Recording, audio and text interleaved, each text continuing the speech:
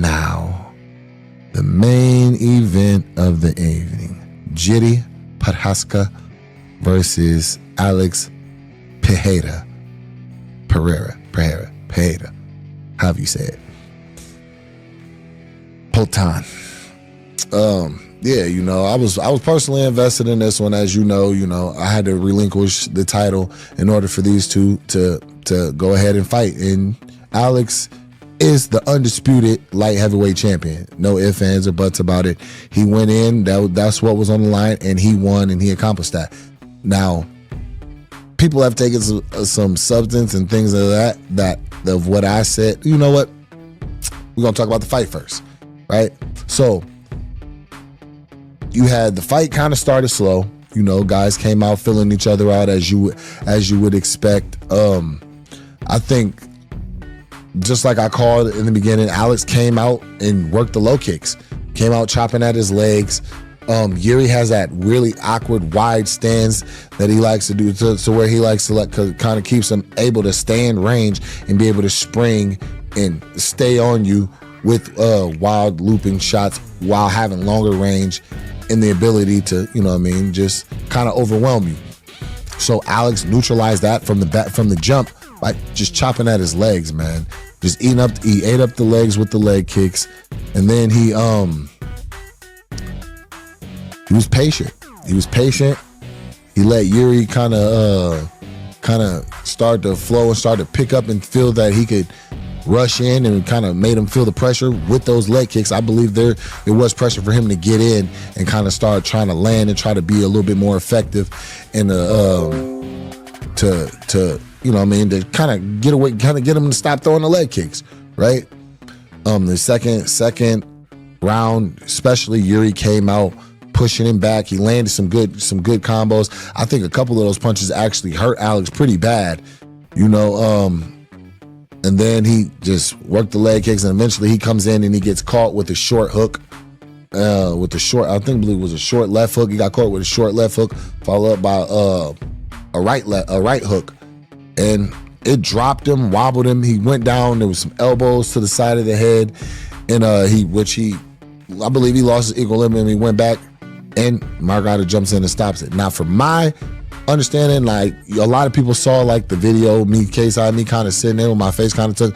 That was like the kind of like trying to assess, like, damn, was that stopped early? Is he out? Like, to me, you give a champion a chance, right? I believe Yuri should have been given more of a chance to fight in that situation and in that moment to battle through adversity, right? It's a championship fight. It's the main event at Madison Square Garden. You don't stop that. You don't stop that right there. And I'm going to be honest, this has been a repetitive thing that we've seen with Mark Goddard, where I feel the first fight, Israel Adesanya, do I feel that Izzy would admit, he was bad. He was bad hurt. Would he have probably came back and won? Maybe not. But you still give a champion a chance to go out on his shield and face that adversity.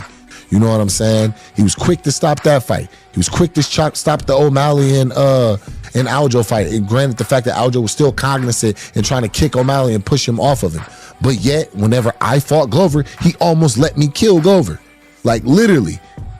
Like, the amount of damage that Glover took, even after the third round where he wobbled him and he went down, the fight could have been stopped there. Fight could have been stopped in the fourth round. He didn't seem to stop, he didn't feel the need to stop any of these fights, but consistently, this is when it goes on this side, this is how fast it stops. And I don't want, like, I love Mark Goddard. Like, Mark Goddard's a good person.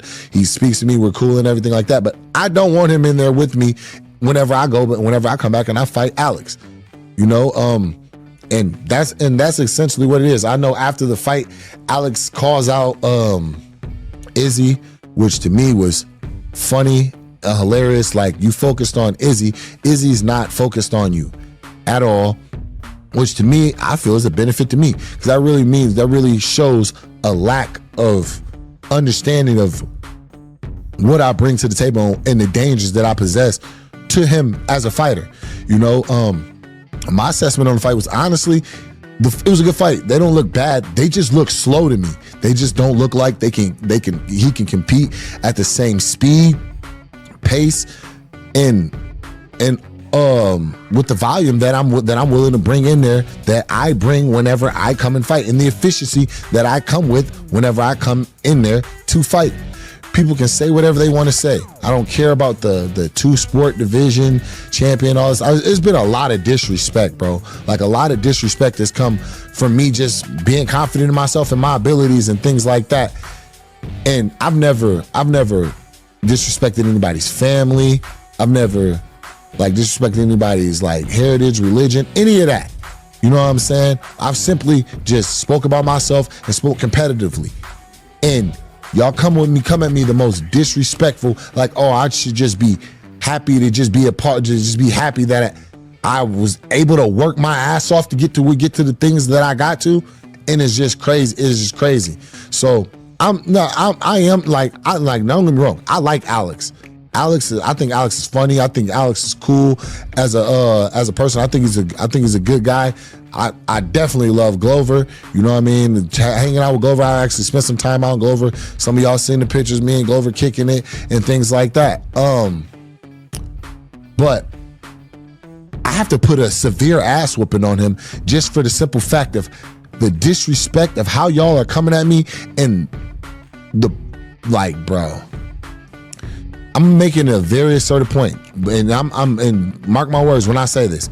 There will be I do not plan on taking him down. I do not plan on wrestling him. I plan on going in there in where y'all think he's just this otherworldly guy because he did kickboxing and I didn't do kickboxing. You know, this is a completely different sport. Kickboxing is kickboxing. MMA is MMA. I've been doing MMA for years. I've been bred in MMA. And whenever I do fight him, standing, I will knock him out. And when I do, I'm going to rub it in every single one of y'all face. I won't rub it in Alex's face because Alex is a competitor. But every single one of y'all that has taught, disrespected, and just straight up bro, it's really crazy to me. Regardless of anything, I'm better at my job. I'm certified one of the top, we'll say 15 in the world in my job, in my weight class, as far as my credential, and if in my lane, I'm one of the top 1 or 2 in the world. I'm truly the best. That's why I say I'm the king, because I know I'm the best in this weight division. So I'm the best in the world at my job. In the world. Most of y'all ain't even, you can't, when you ain't employee of the month, some shit like that in a factory of a few hundred people, and you beat your chest, and you feel special, you feel walk around like you hold some type of ground. But I'll make it to a top 1% of a 1% of a 1%. And my accomplishments and my things are disrespected, and the work I put in and all that is which is okay. You know what I'm saying? It's okay, but just understand that if you can shit on or try to spit on what I've done in this sport of MMA, make sure you never feel good about anything you do in your life, because nothing you do in your life can ever compare to what the fuck I've done. To be honest with you, it cannot compare to the things that I've done and the things that I've accomplished in my life. I've made more money in the last 3 years than most people will in their entire life, them and their kids included. But yet, so yeah, I'm definitely gonna take this, you know what I mean? I'm taking this as motivation to push in my recovery, to do all the things right, to get back, so that way whenever I come back, I'm going to sleep your boy. You know? And for anybody worried about Izzy and all this and that, he might jump the line. Izzy already messaged me. He messaged me the same night that it happened. And he already let it, he's all yours. Yeah, all mine. Alex is nobody's. Alex, it's right here, bro.